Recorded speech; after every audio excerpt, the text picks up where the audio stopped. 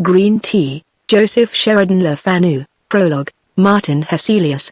The German physician, though carefully educated in medicine and surgery, I have never practiced either. The study of each continues, nevertheless, to interest me profoundly. Neither idleness nor caprice caused my secession from the honorable calling which I had just entered. The cause was a very trifling scratch inflicted by a dissecting knife. This trifle cost me the loss of 2 fingers, amputated promptly, and the more painful loss of my health, for I have never been quite well since, and have seldom been 12 months together in the same place. In my wanderings I became acquainted with Dr. Martin Hesselius, a wanderer like myself, like me a physician, and like me an enthusiast in his profession. Unlike me in this, that his wanderings were voluntary, and he a man, if not of fortune, as we estimate fortune in England, at least in what our forefathers used to term easy circumstances. He was an old man when I first saw him, nearly 35 years my senior. In Dr. Martin Hesselius, I found my master. His knowledge was immense, his grasp of a case was an intuition. He was the very man to inspire a young enthusiast, like me, with awe and delight. My admiration has stood the test of time and survived the separation of death. I am sure it was well founded. For nearly 20 years I acted as his medical secretary. His immense collection of papers he has left in my care, to be arranged, indexed and bound. His treatment of some of these cases is curious. He writes in 2 distinct characters. He describes what he saw and heard as an intelligent layman might, and when in this style of narrative he had seen the patient either through his own hall door, to the light of day, or through the gates of darkness to the caverns of the dead, he returns upon the narrative, and in the terms of his art and with all the force and originality of genius, proceeds to the work of analysis, diagnosis and illustration. Here and there a case strikes me as of a kind to amuse or horrify a lay reader with an interest quite different from the peculiar one which it may possess for an expert. With slight modifications, chiefly of language, and of course a change of names, I copy the following. The narrator is Dr. Martin Hesselius. I find it among the voluminous notes of cases which he made during a tour in England about 64 years ago. It is related in series of letters to his friend Professor Fanu of Leiden. The professor was not a physician, but a chemist, and a man who read history and metaphysics and medicine, and had, in his day, written a play. The narrative is therefore, if somewhat less valuable as a medical record, necessarily written in a manner more likely to interest an unlearned reader. These letters, from a memorandum attached, appear to have been returned on the death of the professor, in 1819, to Dr. Hesselius. They are written, some in English, some in French, the greater part in German. I am a faithful, though I am conscious, by no means a graceful translator, and although here and there I omit some passages, and shorten others, and disguise names, I have interpolated nothing. Chapter 1 Dr. Hesselius relates how he met the Reverend Mr. Jennings. The Reverend Mr. Jennings is tall and thin. He is middle-aged, and dresses with a natty, old-fashioned, high church precision. He is naturally a little stately, but not at all stiff. His features, without being handsome, are well-formed, and their expression extremely kind, but also shy. I met him one evening at Lady Mary Hayduke's. The modesty and benevolence of his countenance are extremely prepossessing. We were but a small party, and he joined agreeably enough in the conversation. He seems to enjoy listening very much more than contributing to the talk. What he says is always to the purpose and well said. He is a great favourite of Lady Mary's, who it seems, consults him upon many things, and thinks him the most happy and blessed person on earth. Little knows she about him. The Reverend Mr. Jennings is a bachelor, and has, they say, £60,000 in the funds. He is a charitable man. He is most anxious to be actively employed in his sacred profession, and yet though always tolerably well elsewhere, when he goes down to his vicarage in Warwickshire, to engage in the actual duties of his sacred calling, his health soon fails him, and in a very strange way. So says Lady Mary. There is no doubt that Mr. Jennings' health does break down in, generally, a sudden and mysterious way, sometimes in the very act of officiating in his old and pretty church at Kenlis. It may be his heart, it may be his brain.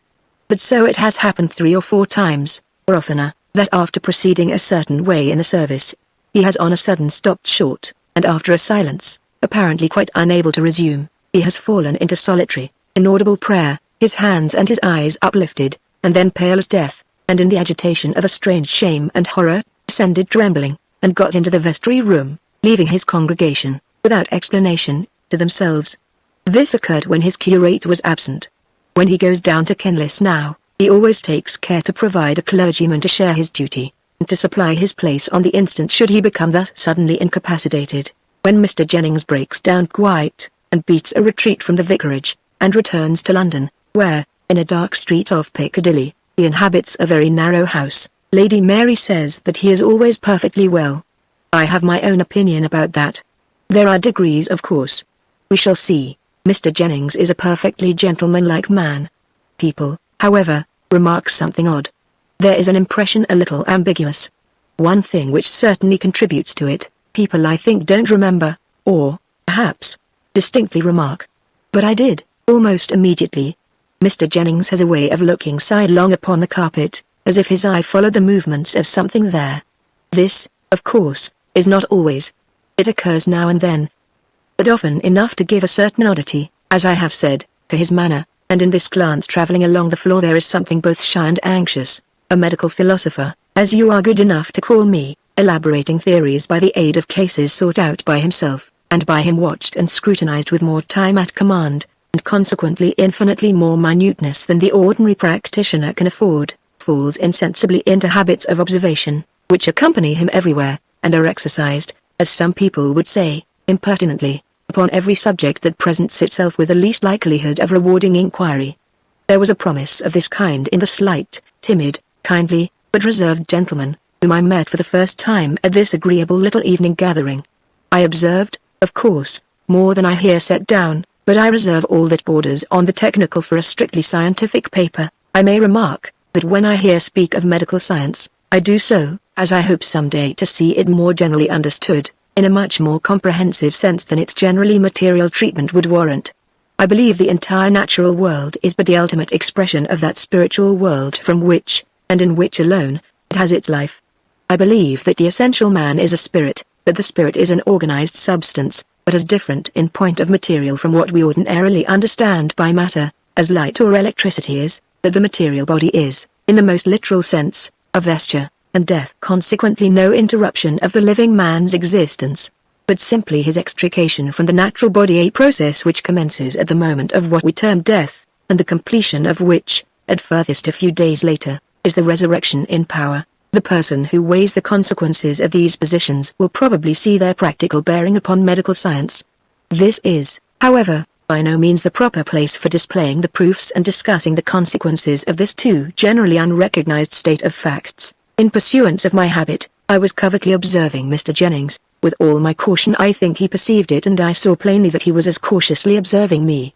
Lady Mary happening to address me by my name, as Dr. Hesselius, I saw that he glanced at me more sharply, and then became thoughtful for a few minutes. After this, as I conversed with a gentleman at the other end of the room, I saw him look at me more steadily, and with an interest which I thought I understood. I then saw him take an opportunity of chatting with Lady Mary, and was, as one always is, perfectly aware of being the subject of a distant inquiry and answer. This tall clergyman approached me by and by, and in a little time we had got into conversation. When two people, who like reading, and know books and places, having travelled, wish to discourse, it is very strange if they can't find topics. It was not accident that brought him near me, and led him into conversation. He knew German and had read my essays on metaphysical medicine, which suggest more than they actually say. This courteous man, gentle, shy, plainly a man of thought and reading, who moving and talking among us, was not altogether of us, and whom I already suspected of leading a life whose transactions and alarms were carefully concealed, with an impenetrable reserve from, not only the world, but his best beloved friends, was cautiously weighing in his own mind the idea of taking a certain step with regard to me. I penetrated his thoughts without his being aware of it, and was careful to say nothing which could betray to his sensitive vigilance my suspicions respecting his position, or my surmises about his plans respecting myself. We chatted upon indifferent subjects for a time, but at last he said, "I was very much interested by some papers of yours, Dr. Hesselius, upon what you term metaphysical medicine. I read them in German. 10 or 12 years ago. Have they been translated?" "No, I'm sure they have not. I should have heard. They would have asked my leave, I think. I asked the publishers here, a few months ago, to get the book for me in the original German, but they tell me it is out of print. So it is, and has been for some years, but it flatters me as an author to find that you have not forgotten my little book, although," I added, laughing, 10 or 12 years is a considerable time to have managed without it. but I suppose you have been turning the subject over again in your mind, or something has happened lately to revive your interest in it." At this remark, accompanied by a glance of inquiry, a sudden embarrassment disturbed Mr. Jennings, analogous to that which makes a young lady blush and look foolish. He dropped his eyes, and folded his hands together uneasily, and looked oddly, and you would have said, guiltily, for a moment. I helped him out of his awkwardness in the best way, by appearing not to observe it, and going straight on. I said, "Those revivals of interest in a subject happen to me often. One book suggests another, and often sends me back a wild goose chase over an interval of 20 years. But if you still care to possess a copy, I shall be only too happy to provide you. I have still got 2 or 3 by me, and if you allow me to present one I shall be very much honored." "You are very good indeed," he said, quite at his ease again. In a moment, I almost despaired. "I don't know how to thank you. Pray don't say a word. The thing is really so little worth that I am only ashamed of having offered it, and if you thank me any more I shall throw it into the fire in a fit of modesty." Mr. Jennings laughed. He inquired where I was staying in London, and after a little more conversation on a variety of subjects, he took his departure. Chapter 2. The doctor questions Lady Mary and she answers. "I like your vicar so much, Lady Mary," said I, as soon as he was gone. "He has read, travelled, and thought, and having also suffered, he ought to be an accomplished companion." "So he is, and, better still, he is a really good man," said she. "His advice is invaluable about my schools, and all my little undertakings at Dawlbridge, and he's so painstaking, he takes so much trouble you have no idea. Wherever he thinks he can be of use, he's so good-natured and so sensible. It is pleasant to hear so good an account of his neighborly virtues. I can only testify to his being an agreeable and gentle companion, and in addition to what you have told me, I think I can tell you 2 or 3 things about him," said I. "Really?" "Yes, to begin with, he's unmarried." "Yes, that's right, go on." "He has been writing, that is he was, but for 2 or 3 years perhaps, he has not gone on with his work, and the book was upon some rather abstract subject, perhaps theology. Well, he was writing a book, as you say. I'm not quite sure what it was about, but only that it was nothing that I cared for. Very likely you are right, and he certainly did stop." "Yes, and although he only drank a little coffee here tonight, he likes tea, at least, did like it extravagantly." "Yes, that's quite true. He drank green tea, a good deal, didn't he?" I pursued. "Well, that's very odd. Green tea was a subject on which we used almost to quarrel, but he has quite given that up," said I. "So he has, and, now, one more fact.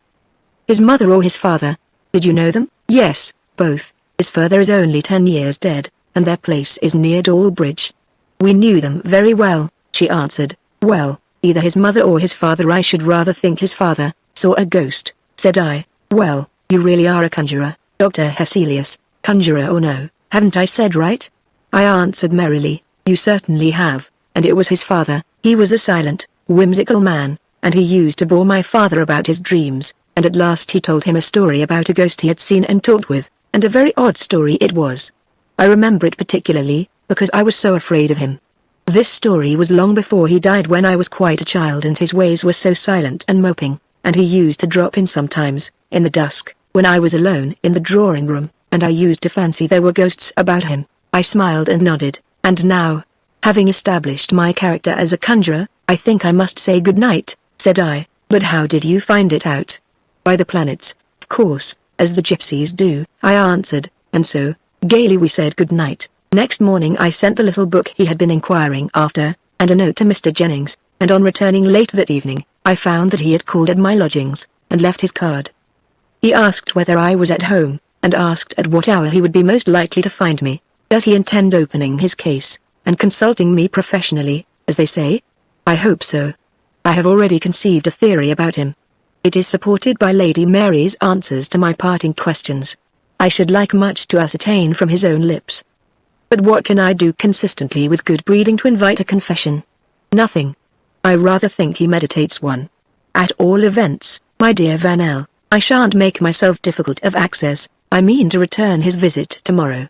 It will be only civil in return for his politeness, to ask to see him. Perhaps something may come of it. Whether much, little, or nothing, my dear Van L., you shall hear. Chapter 3. Dr. Hesselius picks up something in Latin books. Well, I have called at Blank Street. On inquiring at the door, the servant told me that Mr. Jennings was engaged very particularly with a gentleman, a clergyman from Kenlis, his parish in the country.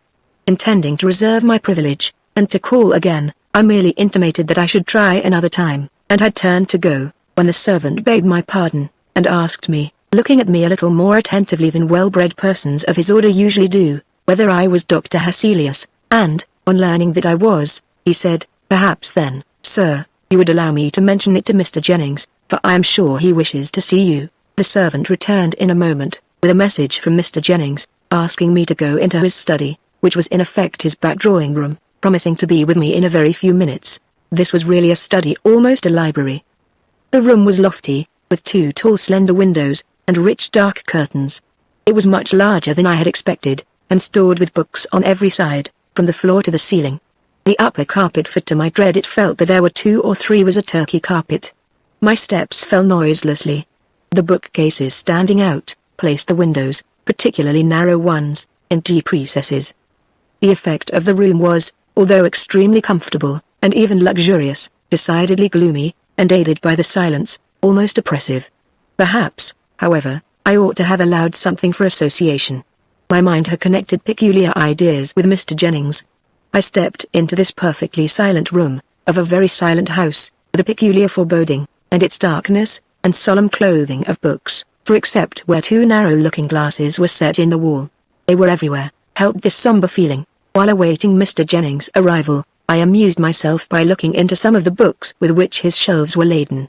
Not among these, but immediately under them, with their backs upward, on the floor, I lighted upon a complete set of Swedenborg's Arcana Ecclesia, in the original Latin, a very fine folio set, bound in the natty livery which theology affects, pure vellum, namely, old letters, and carmine edges. There were paper markers in several of these volumes. I raised and placed them, one after the other, upon the table, and opening where these papers were placed, I read in the solemn Latin phraseology, a series of sentences indicated by a penciled line at the margin. Of these I copy here a few, translating them into English. When man's interior sight is opened, which is that of his spirit, then there appear the things of another life, which cannot possibly be made visible to the bodily sight. By the internal sight it has been granted me to see the things that are in the other life, more clearly than I see those that are in the world. From these considerations, it is evident that external vision exists from interior vision, and this from a vision still more interior, and so on. There are with every man at least 2 evil spirits. With wicked genii there is also a fluent speech, but harsh and grating.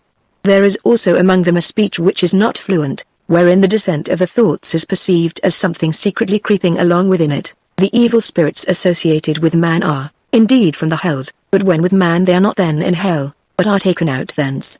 The place where they then are, is in the midst between heaven and hell, and is called the world of spirits. When the evil spirits who are with man, are in that world, they are not in any infernal torment, but in every thought and affection of man, and so, in all that the man himself enjoys.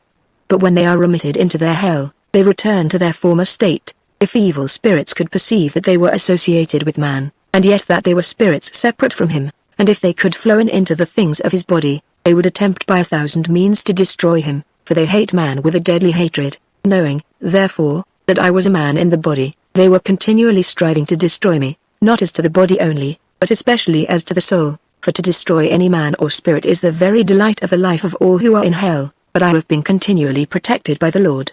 Hence it appears how dangerous it is for man to be in a living consort with a spirit, unless he be in the good of faith. Nothing is more carefully guarded from the knowledge of associate spirits than their being thus conjoined with a man, for if they knew it they would speak to him, with the intention to destroy him. The delight of hell is to do evil to man, and to hasten his eternal ruin.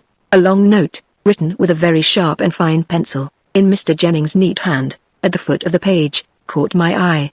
Expecting his criticism upon the text, I read a word or two, and stopped, for it was something quite different, and began with these words, Deus miseritum, may God compassionate me. Thus warned of its private nature, I averted my eyes, and shut the book, replacing all the volumes as I had found them, except one which interested me, and in which, as men studious and solitary in their habits will do, I grew so absorbed as to take no cognizance of the outer world, nor to remember where I was. I was reading some pages which refer to representatives and correspondence, in the technical language of Swedenborg, and had arrived at a passage, the substance of which is, that evil spirits, when seen by other eyes than those of their infernal associates, present themselves, by correspondence, in the shape of the beast, Pharaoh, which represents their particular lust and life, in aspect direful and atrocious. This is a long passage, and particularizes a number of those bestial forms. Chapter 4. 4 eyes were reading the passage. I was running the head of my pencil case along the line as I read it, and something caused me to raise my eyes. Directly before me was one of the mirrors I have mentioned, in which I saw reflected the tall shape of my friend, Mr. Jennings, leaning over my shoulder, and reading the page at which I was busy, and with a face so dark and wild that I should hardly have known him. I turned and rose.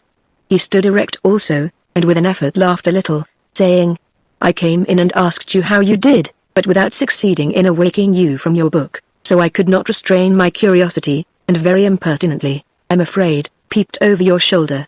This is not your first time of looking into those pages. You have looked into Swedenborg, no doubt, long ago?" "Oh dear, yes.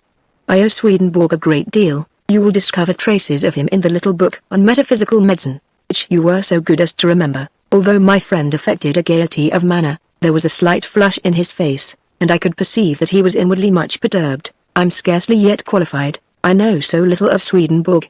I've only had them a fortnight," he answered, "and I think they are rather likely to make a solitary man nervous. That is, judging from the very little I have read. I don't say that they have made me so," he laughed, "and I'm so very much obliged for the book. I hope you got my note." I made all proper acknowledgments and modest disclaimers. "I never read a book that I go with, so entirely, as that of yours," he continued. "I saw at once there is more in it than is quite unfolded." "Do you know Dr. Harley?" he asked, rather abruptly. In passing, the editor remarks that the physician here named was one of the most eminent who had ever practiced in England. I did.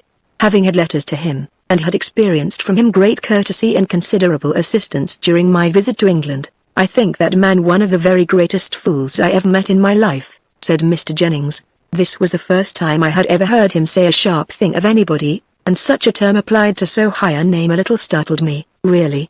And in what way?" I asked. "In his profession," he answered. I smiled. "I mean this," he said. "He seems to me, one half blind. I mean one half of all he looks at is dark, preternaturally bright and vivid all the rest, and the worst of it is, it seems wilful.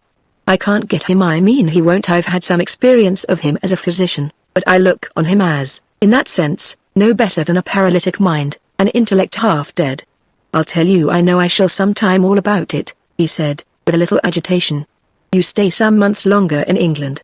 If I should be out of town during your stay for a little time, would you allow me to trouble you with a letter?" "I should be only too happy," I assured him. "Very good of you. I am so utterly dissatisfied with Harley, a little leaning to the materialistic school," I said. "A mere materialist," he corrected me. "You can't think how that sort of thing worries one who knows better. You won't tell anyone, any of my friends, you know that I am hippish. Now, for instance, no one knows, not even Lady Mary, that I have seen Dr. Harley, or any other doctor. So pray don't mention it, and, if I should have any threatening of an attack, you'll kindly let me write, or, should I be in town, have a little talk with you." I was full of conjecture, and unconsciously I found I had fixed my eyes gravely on him, for he lowered his for a moment, and he said, "I see you think I might as well tell you now, or else you are forming a conjecture, but you may as well give it up. If you were guessing all the rest of your life, you will never hit on it." He shook his head smiling, and over that wintry sunshine a black cloud suddenly came down, and he drew his breath in, through his teeth as men do in pain. "Sorry, of course, to learn that you apprehend occasion to consult any of us, but command me when and how you like, and I need not assure you that your confidence is sacred." He then talked of quite other things, and in a comparatively cheerful way, and after a little time, I took my leave. Chapter 5. Dr. Hesselius is summoned to Richmond. We parted cheerfully, but he was not cheerful, nor was I. There are certain expressions of that powerful organ of spirit, the human face, which, although I have seen them often, and possess a doctor's nerve, yet disturb me profoundly. One look of Mr. Jennings haunted me. It had seized my imagination with so dismal a power that I changed my plans for the evening, and went to the opera, feeling that I wanted a change of ideas. I heard nothing of or from him for 2 or 3 days, when a note in his hand reached me. It was cheerful, and full of hope. He said that he had been for some little time so much better, quite well, in fact that he was going to make a little experiment, and run down for a month or so to his parish, to try whether a little work might not quite set him up. There was in it a fervent religious expression of gratitude for his restoration, as he now almost hoped he might call it. A day or two later I saw Lady Mary, who repeated what his note had announced, and told me that he was actually in Warwickshire, having resumed his clerical duties at Kenlis. Then she added, "I begin to think that he is really perfectly well, and that there never was anything the matter, more than nerves and fancy. We are all that nervous, but I fancy there is nothing like a little hard work for that kind of weakness, and he has made up his mind to try it. I should not be surprised if he did not come back for a year." Notwithstanding all this confidence, only 2 days later I had this note, dated from his house off Piccadilly. "Dear Sir, I have returned disappointed. If I should feel at all able to see you, I shall write to ask you kindly to call. At present, I am too low, and, in fact, simply unable to say all I wish to say. Pray don't mention my name to my friends. I can see no one.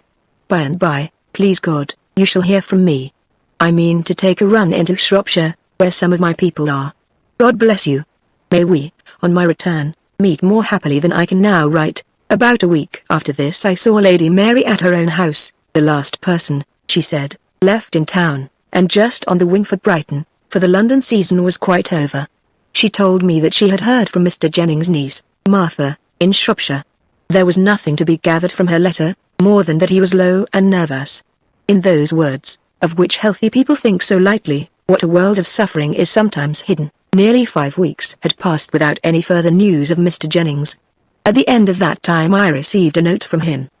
He wrote, "I have been in the country, and have had change of air, change of scene, change of faces, change of everything and in everything but myself.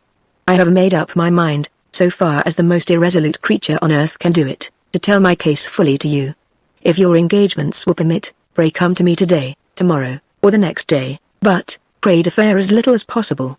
You know not how much I need help. I have a quiet house at Richmond, where I now am. Perhaps you can manage to come to dinner, or to luncheon, or even to tea. You shall have no trouble in finding me out. The servant at Blank Street, who takes this note, will have a carriage at your door at any hour you please, and I am always to be found. You will say that I ought not to be alone. I have tried everything.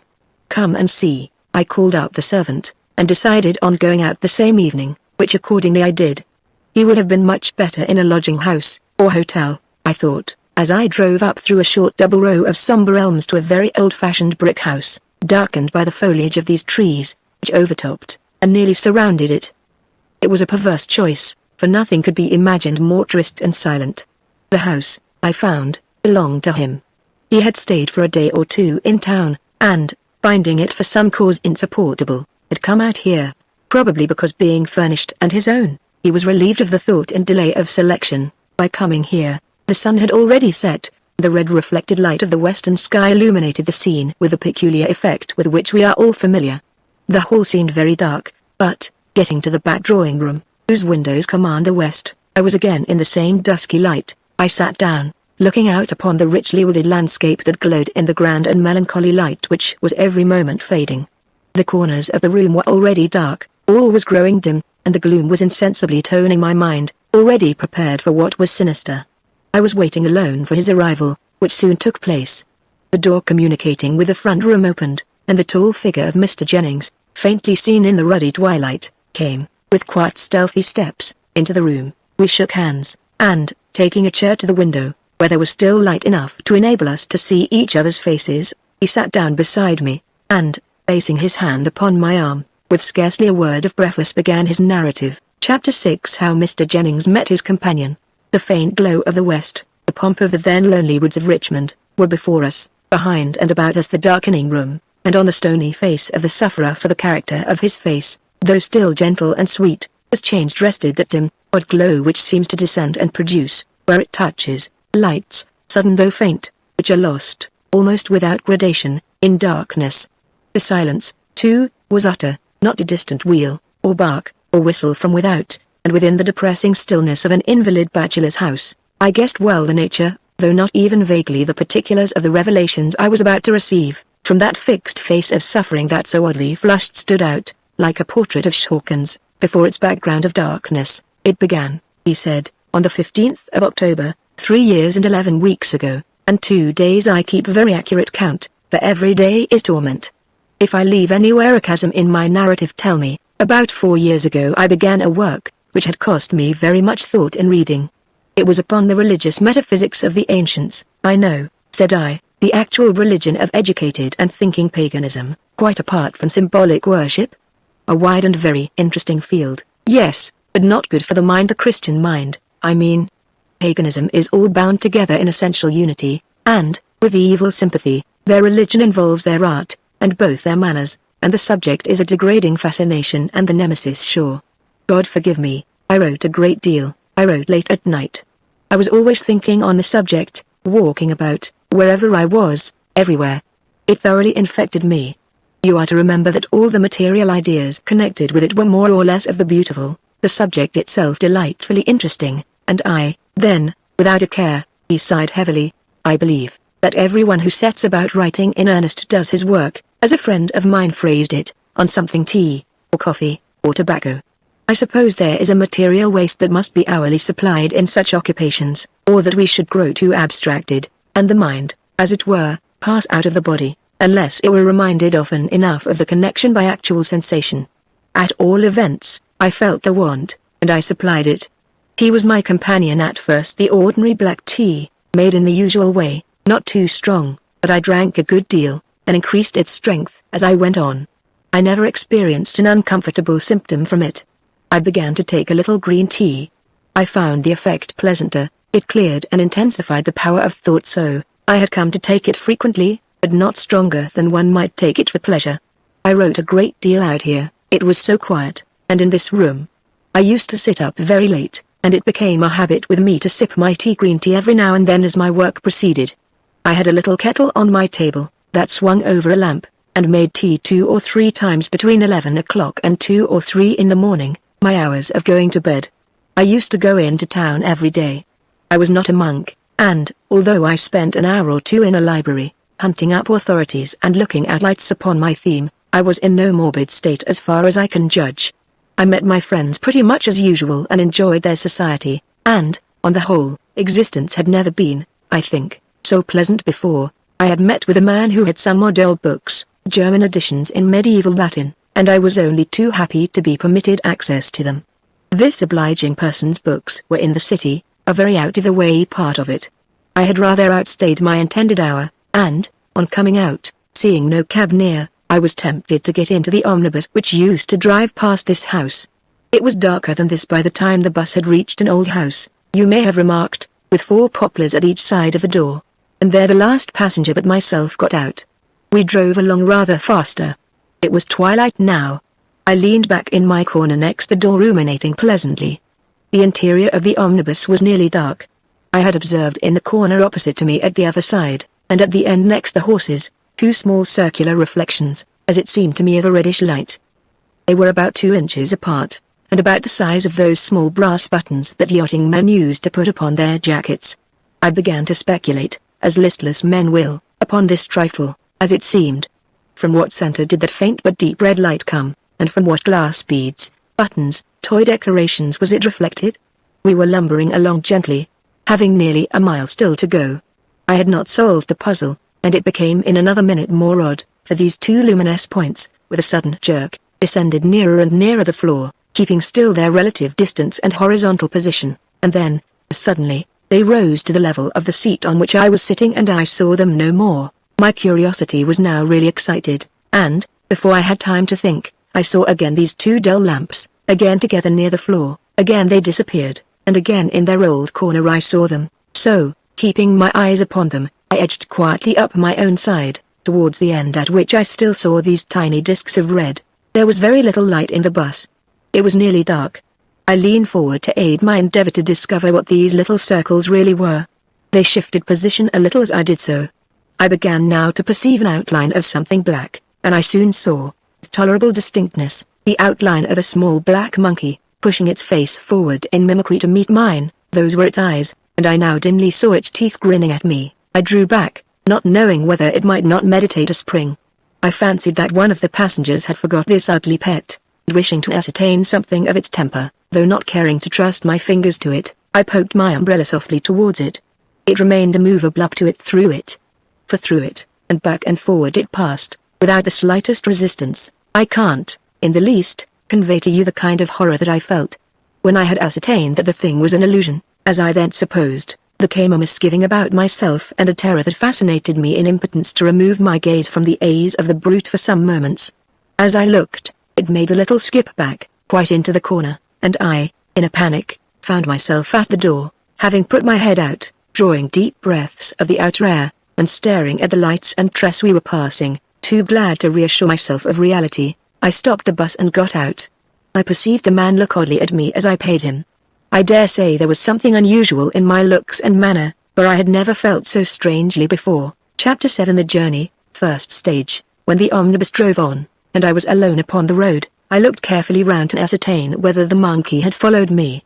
To my indescribable relief I saw it nowhere. I can't describe easily what a shock I had received, and my sense of genuine gratitude on finding myself, as I supposed, quite rid of it. I had got out a little before we reached this house, 200 or 300 steps. A brick wall runs along the footpath, and inside the wall is a hedge of yew, or some dark evergreen of that kind, and within that again the row of fine trees which you may have remarked as you came. This brick wall is about as high as my shoulder, and happening to raise my eyes I saw the monkey, with that stooping gait, on all fours, walking or creeping, close beside me, on top of the wall. I stopped, looking at it with a feeling of loathing and horror. As I stopped so did it. It sat up on the wall with its long hands on its knees looking at me. There was not light enough to see it much more than in outline, nor was it dark enough to bring the peculiar light of its eyes into strong relief. I still saw, however, that red foggy light plainly enough. It did not show its teeth, nor exhibit any sign of irritation. It seemed jaded and sulky, and was observing me steadily. I drew back into the middle of the road. It was an unconscious recoil, and there I stood, still looking at it. It did not move. With an instinctive determination to try something, anything, I turned about and walked briskly towards town with a askance look, all the time, watching the movements of the beast. It crept swiftly along the wall, at exactly my pace. Where the wall ends, near the turn of the road, it came down, and with a wiry spring or two brought itself close to my feet, and continued to keep up with me, as I quickened my pace. It was at my left side, so close to my leg that I felt every moment as if I should tread upon it. The road was quite deserted and silent, and it was darker every moment. I stopped dismayed and bewildered, turning as I did so. The other way, I mean, towards this house, away from which I had been walking. When I stood still, the monkey drew back to a distance of, I suppose, about 5 or 6 yards, and remained stationary, watching me. I had been more agitated than I have said. I had read, of course, as everyone has, something about spectral illusions, as you physicians term the phenomena of such cases. I considered my situation, and looked my misfortune in the face. These affections, I had read, are sometimes transitory and sometimes obstinate. I had read of cases in which the appearance, at first harmless, had, step by step, degenerated into something direful and insupportable, and ended by wearing its victim out. Still as I stood there, but for my bestial companion, quite alone, I tried to comfort myself by repeating again and again the assurance, the thing is purely disease, a well-known physical affection, as distinctly as smallpox or neuralgia. Doctors are all agreed on that, philosophy demonstrates it. I must not be a fool. I've been sitting up too late, and I dare say my digestion is quite wrong, and, with God's help, I shall be all right, and this is but a symptom of nervous dyspepsia. Did I believe all this? Not one word of it, no more than any other miserable being ever did who is once seized and riveted in this satanic captivity. Against my convictions, I might say my knowledge, I was simply bullying myself into a false courage. I now walked homeward. I had only a few hundred yards to go. I had forced myself into a sort of resignation, but I had not got over the sickening shock and the flurry of the first certainty of my misfortune. I made up my mind to pass the night at home. The brute moved close beside me, and I fancied there was a sort of anxious drawing toward the house, which one sees in tired horses or dogs, sometimes as they come toward home. I was afraid to go into town. I was afraid of anyone's seeing and recognizing me. I was conscious of an irrepressible agitation in my manner. Also, I was afraid of any violent change in my habits, such as going to a place of amusement, or walking from home in order to fatigue myself. At the hall door it waited till I mounted the steps, and when the door was opened entered with me. I drank no tea that night. I got cigars and some brandy and water. My idea was that I should act upon my material system, and by living for a while in sensation apart from thought, send myself forcibly, as it were, into a new groove. I came up here to this drawing room. I sat just here. The monkey then got upon a small table that then stood there. It looked dazed and languid. An irrepressible uneasiness as to its movements kept my eyes always upon it. Its eyes were half closed, but I could see them glow. It was looking steadily at me. In all situations, at all hours, it is awake and looking at me. That never changes. I shall not continue in detail my narrative of this particular night. I shall describe, rather, the phenomena of the first year, which never varied, essentially. I shall describe the monkey as it appeared in daylight. In the dark, as you shall presently hear, there are peculiarities. It is a small monkey, perfectly black. It had only one peculiarity, a character of malignity, unfathomable malignity. During the first year it looked sullen and sick. But this character of intense malice and vigilance was always underlying that surly languor. During all that time it acted as if on a plan of giving me as little trouble as was consistent with watching me. Its eyes were never off me. I have never lost sight of it, except in my sleep, light or dark, day or night, since it came here, excepting when it withdraws for some weeks at a time, unaccountably. In total dark it is visible as in daylight. I do not mean merely its eyes. It is all visible distinctly in a halo that resembles a glow of red embers, and which accompanies it in all its movements. When it leaves me for a time, it is always at night, in the dark, and in the same way. It grows at first uneasy, and then furious, and then advances towards me, grinning and shaking, its paws clenched, and, at the same time, there comes the appearance of fire in the grate. I never have any fire. I can't sleep in the room where there is any, and it draws nearer and nearer to the chimney, quivering, it seems, with rage, and when its fury rises to the highest pitch, it springs into the grate, and up the chimney, and I see it no more. When first this happened, I thought I was released. I was now a new man. A day passed a night and no return, and a blessed week a week another week. I was always on my knees, Dr. Hesselius, always, thanking God and praying. A whole month passed of liberty, but on a sudden, it was with me again. Chapter 8. The second stage. It was with me, and the malice which before was torpid under a sullen exterior, was now active. It was perfectly unchanged in every other respect. This new energy was apparent in its activity and its looks, and soon in other ways. For a time, you will understand, the change was shown only in an increased vivacity, and an air of menace, as if it were always brooding over some atrocious plan. Its eyes, as before, were never off me. Is it here now? I asked. No, he replied, it has been absent exactly a fortnight and a day 15 days. It has sometimes been away so long as nearly 2 months, once for 3. Its absence always exceeds a fortnight, although it may be but by a single day. 15 days having passed since I saw it last, it may return now at any moment. Is its return, I asked, accompanied by any peculiar manifestation? Nothing, no, he said. It is simply with me again. On lifting my eyes from a book, or turning my head, I see it, as usual, looking at me, and then it remains, as before, for its appointed time. I have never told so much and so minutely before to anyone. I perceived that he was agitated, and looking like death, and he repeatedly applied his handkerchief to his forehead. I suggested that he might be tired, and told him that I would call, with pleasure, in the morning, but he said, "No, if you don't mind hearing it all now. I have got so far, and I should prefer making one effort of it." When I spoke to Dr. Harley, I had nothing like so much to tell. You are a philosophic physician. You give spirit its proper rank. If this thing is real. He paused, looking at me with agitated inquiry. We can discuss it by and by, and very fully. I will give you all I think, I answered, after an interval. Well, very well. If it is anything real, I say, it is prevailing, little by little, and drawing me more interiorly into hell. Optic nerves, he talks of. Ah. Well, there are other nerves of communication. May God Almighty help me. You shall hear, its power of action, I tell you, had increased. Its malice became, in a way, aggressive. About 2 years ago, some questions that were pending between me and the bishop having been settled, I went down to my parish in Warwickshire, anxious to find occupation in my profession. I was not prepared for what happened, although I have since thought I might have apprehended something like it. The reason of my saying so is this.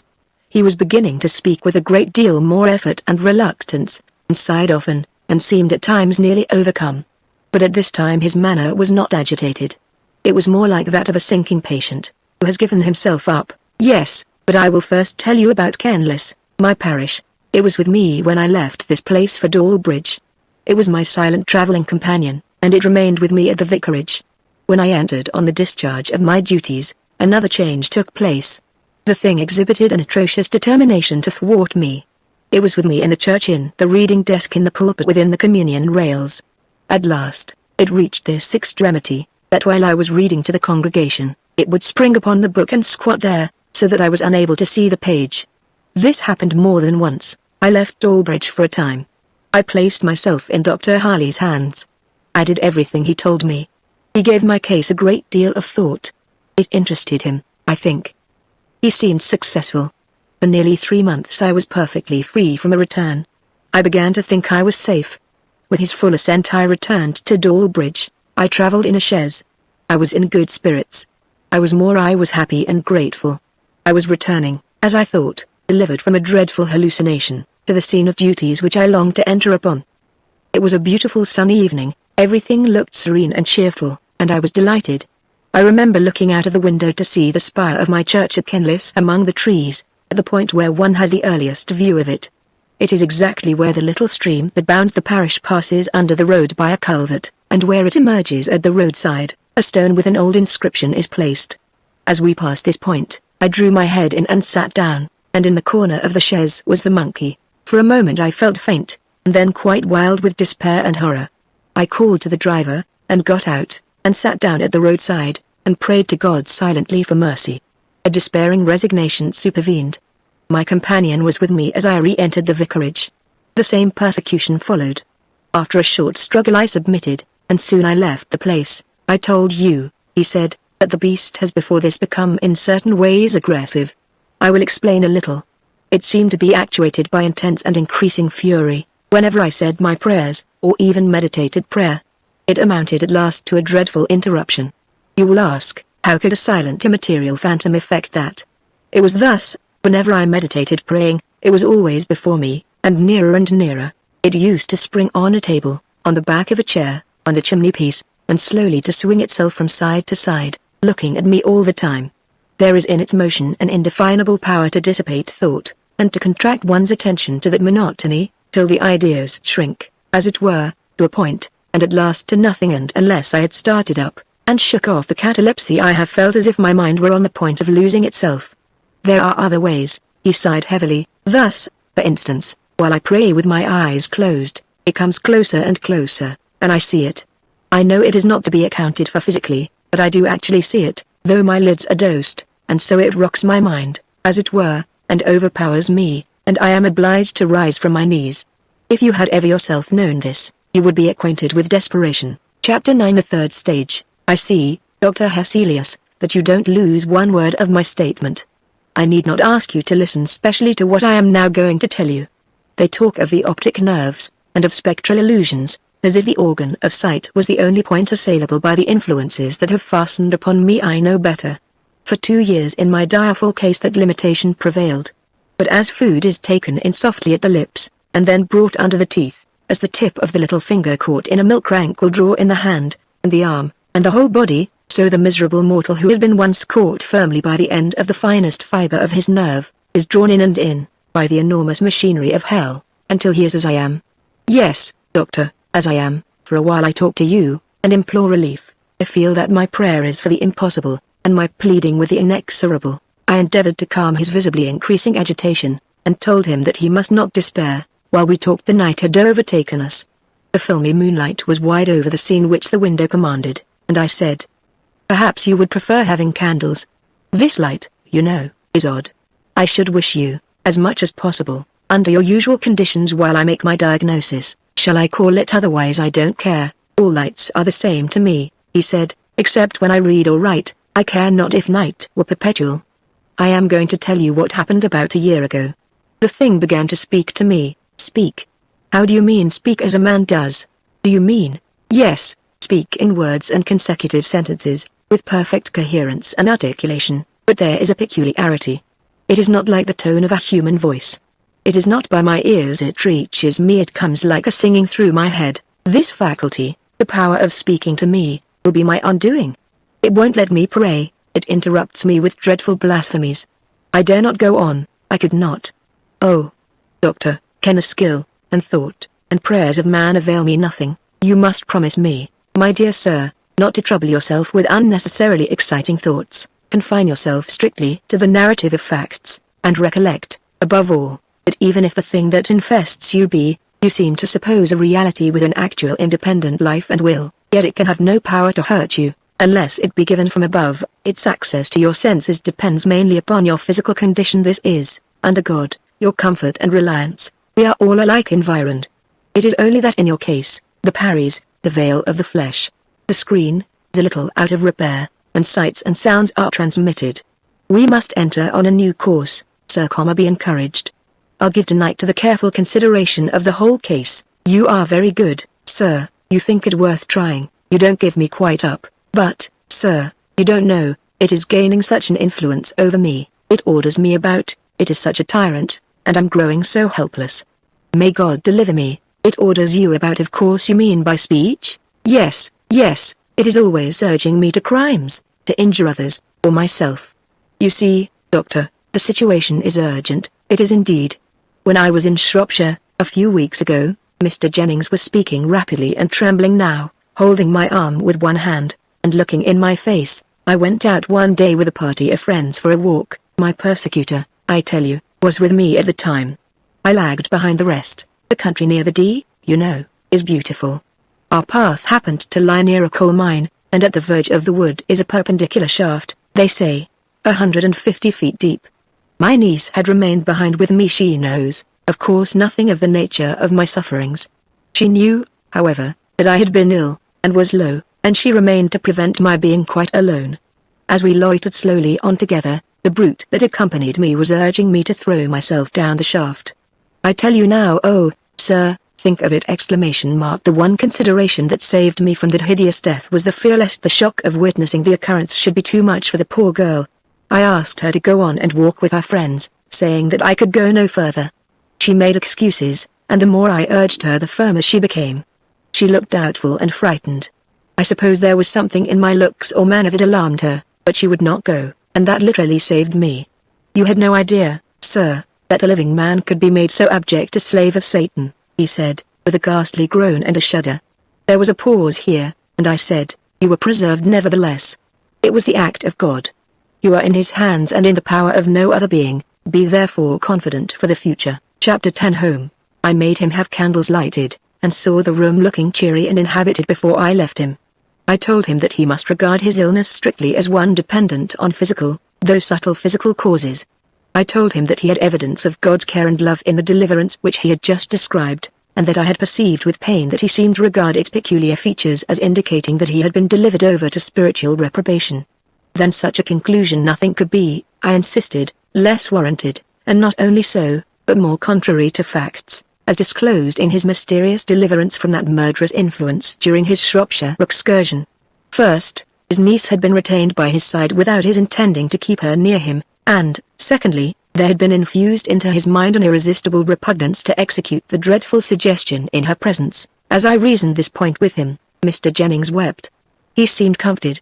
One promise I exacted, which was that should the monkey at any time return, I should be sent for immediately, and, repeating my assurance that I would give neither time nor thought to any other subject until I had thoroughly investigated his case, and that tomorrow he should hear the result, I took my leave. Before getting into the carriage I told the servant that his master was far from well, and that he should make a point of frequently looking into his room.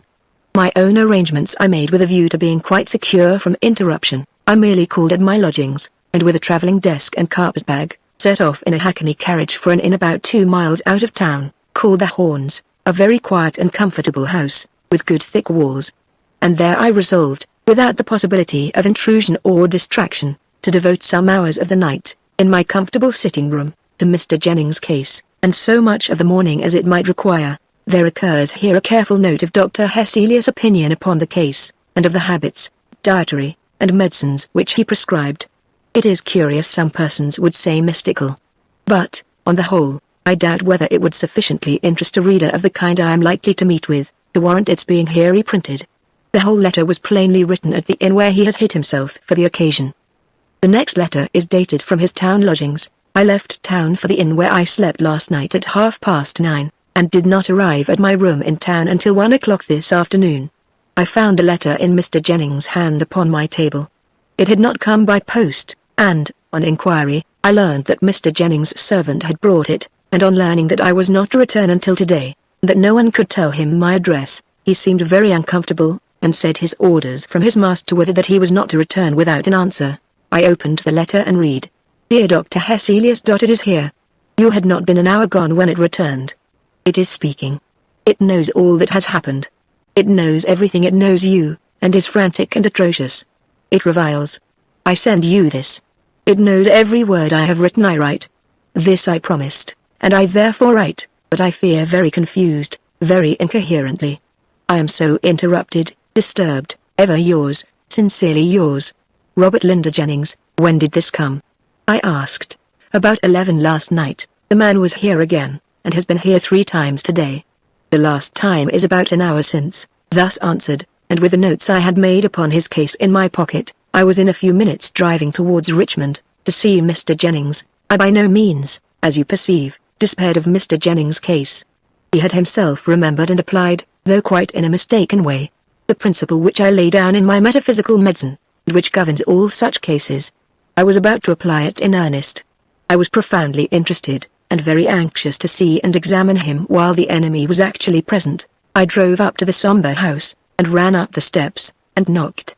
The door, in a little time, was opened by a tall woman in black silk. She looked ill, and as if she had been crying. She curtsied, and heard my question. She did not answer. She turned her face away, extending her hand towards 2 men who were coming downstairs, and thus having, as it were, tacitly made me over to them, she passed through a side door hastily and shut it. The man who was nearest the hall, I had once accosted, but being now close to him, I was shocked to see that both his hands were covered with blood. I drew back a little, and the man, passing downstairs, merely said in a low tone, "Here's the servant, sir." The servant had stopped on the stairs, confounded and dumb at seeing me. He was rubbing his hands in a handkerchief, and it was steeped in blood. "Jones, what is it? What has happened?" I asked, while a sickening suspicion overpowered me. The man asked me to come up to the lobby. I was beside him in a moment, and, frowning and pallid, with contracted eyes, he told me the horror which I already half guessed. His master had made away with himself. I went upstairs with him to the room. What I saw there I won't tell you. He had cut his throat with his razor. It was a frightful gash. The 2 men had laid him on the bed, and composed his limbs. It had happened, as the immense pool of blood on the floor declared, at some distance between the bed and the window.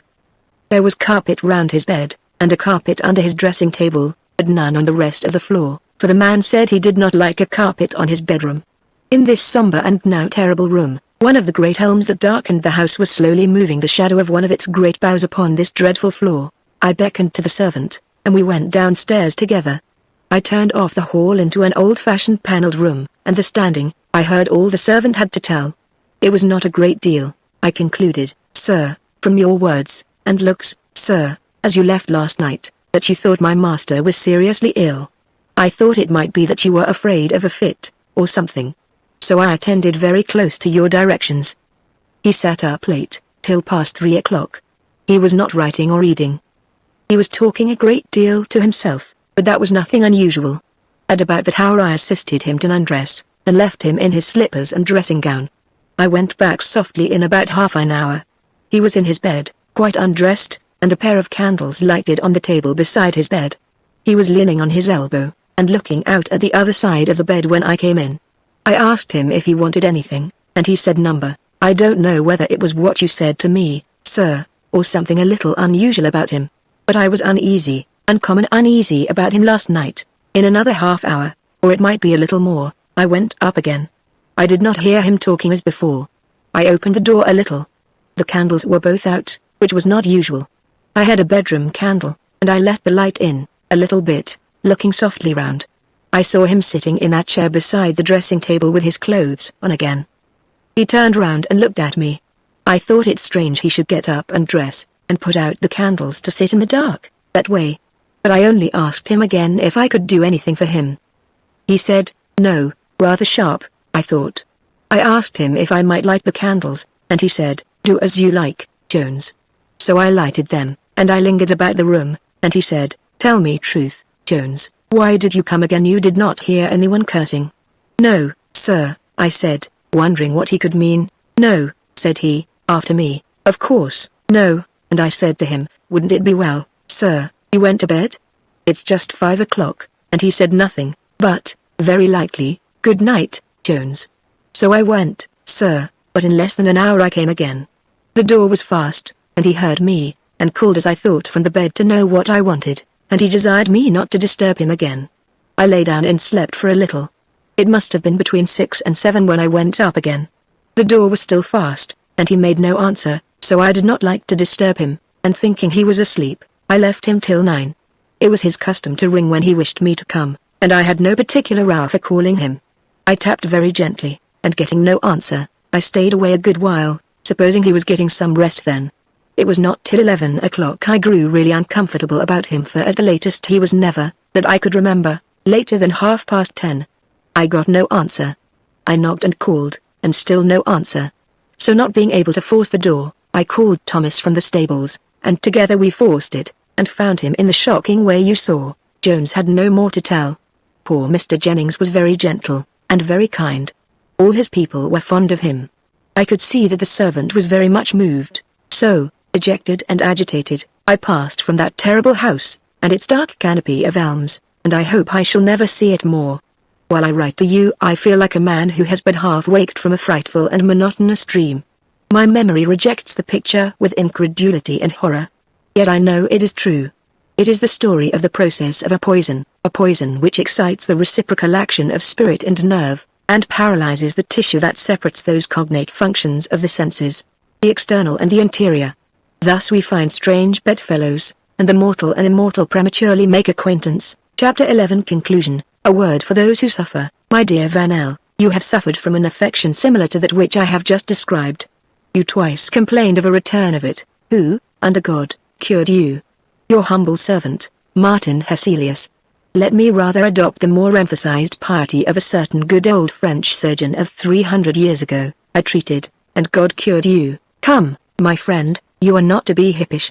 Let me tell you a fact. I have met with, and treated, as my book shows, 57 cases of this kind of vision, which I term indifferently sublimated, precocious, and interior. There is another class of affections which are truly termed, though commonly confounded with those which I describe, spectral illusions. These latter I look upon as being no less simply curable than a cold in the head or a trifling dyspepsia. It is those which rank in the first category that test our promptitude of thought. 57 such cases have I encountered, neither more nor less. And in how many of these have I failed? In no one single instance. There is no one affliction of mortality more easily and certainly reducible, with a little patience, and a rational confidence in the physician. With these simple conditions, I look upon the cure as absolutely certain. You are to remember that I had not even commenced to treat Mr. Jennings' case. I have not any doubt that I should have cured him perfectly in 18 months, or possibly it might have extended to 2 years. Some cases are very rapidly curable, others extremely tedious. Every intelligent physician who will give thought and diligence to the task, will effect a cure. You know my tract on the cardinal functions of the brain. I there, by the evidence of innumerable facts, prove, as I think, the high probability of a circulation arterial and venous in its mechanism, through the nerves. Of this system, thus considered, the brain is the heart. The fluid, which is propagated hence through one class of nerves, returns in an altered state through another, and the nature of that fluid is spiritual, though not immaterial, any more than, as I before remarked, light or electricity are so. By various abuses, among which the habitual use of such agents as green tea is one, this fluid may be affected as to its quality, but it is more frequently disturbed as to equilibrium. This fluid being that which we have in common with spirits, a congestion found upon the masses of brain or nerve, connected with the interior sense, forms a surface unduly exposed, on which disembodied spirits may operate. Communication is thus more or less effectually established. Between this brain circulation and the heart circulation there is an intimate sympathy. The seat, or rather the instrument of exterior vision, is the eye. The seat of interior vision is the nervous tissue and brain, immediately about and above the eyebrow. You remember how effectually I dissipated your pictures by the simple application of iced eau de cologne. Few cases, however, can be treated exactly alike with anything like rapid success. Cold acts powerfully as a repellent of the nervous fluid. Long enough continued it will even produce that permanent insensibility which we call numbness, and a little longer, muscular as well as sensational paralysis. I have not, I repeat, the slightest doubt that I should have first dimmed and ultimately sealed that inner eye which Mr. Jennings had inadvertently opened.